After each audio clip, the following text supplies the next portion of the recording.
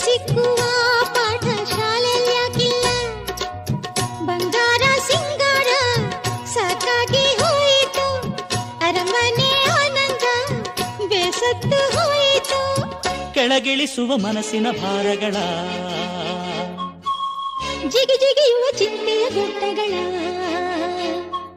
ಬೆಳ್ಳಿ ಹಕ್ಕಿಯಾಗಿ ಹಾರಿ ಹೋಗಿ ನಾವು ಸಂಚಾರ ಮಾಡುವ ಬಾರ. ಆಕಾಶದಾಗೆ ಯಾರೋ ಮಾಯಗಾರನು ಚಿತ್ತಾರ ಮಾಡಿ ಹೋಗೋನೆ.